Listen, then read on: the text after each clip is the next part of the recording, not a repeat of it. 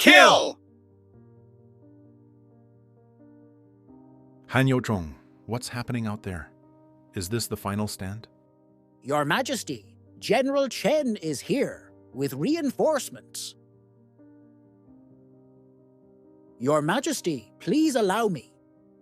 I, Chen Zeming, a humble subject, greet your Majesty. Rise, General. Once back in the capital, the Emperor issued a decree naming Chen Zeming first-rank Military Affairs Commissioner, entrusting him with supreme military authority. The Emperor further bestowed upon him iron-certified letters of pardon, along with gold and silken fabrics, as a manifestation of the boundless imperial grace. It was an honor the Chen family had never before received, but by then it had come far too late. Chen Zeming did not linger in the capital. Instead, he regrouped his shattered forces and raced to the frontier to repel the Xiongnu invasion, and so began a 6-year war, one where the weak faced the strong and still held the line. Your Majesty, news from the front. Military Affairs Commissioner Chen Zeming has crushed the rebels, a force of 100,000, a resounding victory. He is now en route to the capital. Since Chen Aiqing returned, he's never lost a single battle. Once again, he has defeated an enemy many times our size. Truly a general of rare talent. A blessing to the court. Your Majesty, you worthless physicians from the Imperial Medical Bureau, clueless and incompetent. You toy with lives, offering nonsense disguised as medicine. It's been more than 6 months, prescription after prescription, and none of you have even diagnosed the root of His Majesty's illness. This old servant is guilty beyond forgiveness. But Your Majesty, please hear this. Such tireless labor in your condition does you no good. You must rest and recover. If I don't handle state affairs, then who will? His Majesty's illness has drained his strength, and Chen Zeming's achievements now shake the very throne. At such a time, instead of calming His Majesty and aiding his recovery, you dare suggest he hand over power. Are you mad? Guards, drag this blind fool out of His Majesty's presence. Mercy, Your Majesty, have mercy. Out! All of you, get the hell out of here! Our empire is coveted by enemies, my body failing, and Chen Zeming's name now eclipses my own. At the border, they already say, we know only Chen, the god of war, not Emperor Xuanming. When I lost everything, I swore an oath. I would become a ruler feared and respected across the land.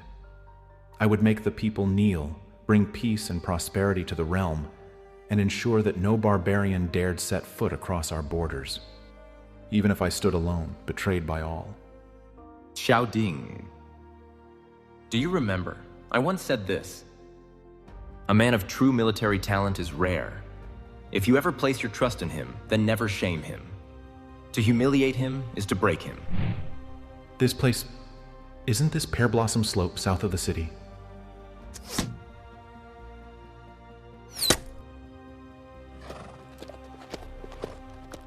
Gentlemen, might I trouble you for a moment? It's fawning season. If the doe dies now, her fawn won't survive the year.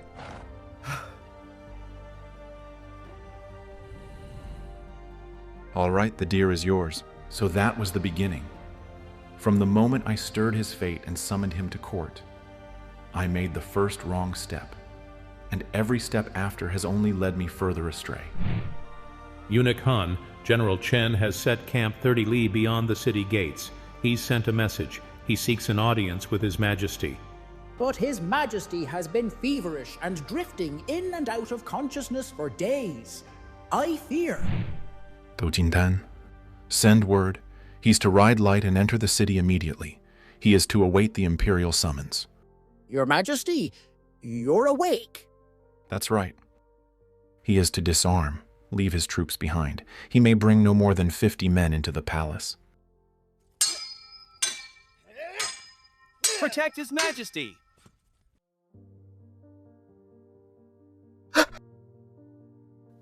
This is my bedchamber. Was that just a dream? I told Du Jindan to replace every last guard on duty, and Chen Ziming was only allowed 50 men into the capital. Then why can't I shake this feeling of dread? Your Majesty! It's chaos! There's been a breach!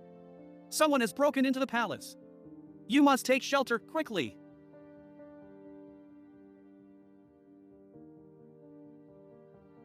Who was supposed to be on duty tonight? How many of them got in? Who are they? How? They say someone on the inside opened the gates. That's how they forced their way in, but it's chaos out there. We can't tell what's what. A forced entry. That means the palace guards haven't defected yet. There's still a chance. Your Majesty, please, take shelter. Once the guards arrive, we can...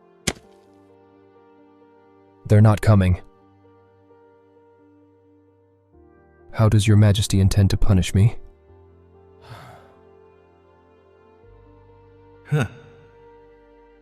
I spent 6 years watching my back, yet he still turned against me in the end.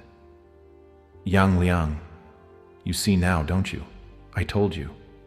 You were the only one who was ever truly loyal to me. Why waste your breath urging me to spare someone destined to betray me? Who dares come first?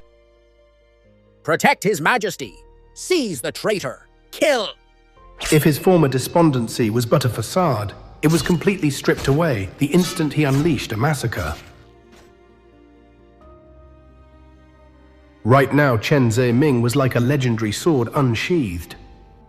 Glorious and lethally cold. This version of him so sharp and seething with resolve, he might as well have been a stranger. He's here to kill me. Should I flee with them? Would I even make it out? Does it even matter? No. How could I let him look down on me? He was always the one under my heel. General Sham, you mustn't. He's still the Emperor. You must, please, for the sake of... This coup, later called the Gengwu upheaval, was most striking not for its violence, but for how justified it seemed. Du Jindan, a high-ranking senior official of two dynasties, presented a hidden edict left by the late emperor. It declared that Xiaoding, cold-hearted by nature, had only been named successor because the emperor had taken ill. Should Xiaoding ever act unfit to rule, the edict gave the court full right to depose him. Chen Ziming, loyal general and court pillar, reopened the old case of the palace fire. The world finally learned the truth. The inferno that killed so many royals a decade ago had been ordered by Xiaoding himself. Thus, Emperor Xuanming, Xiaoding, was dethroned and confined to Jinghua Palace. Chen Ziming, credited as the architect of the coup, was named Grand Marshal and King of Wei. His Highness, King of Wei, arrives.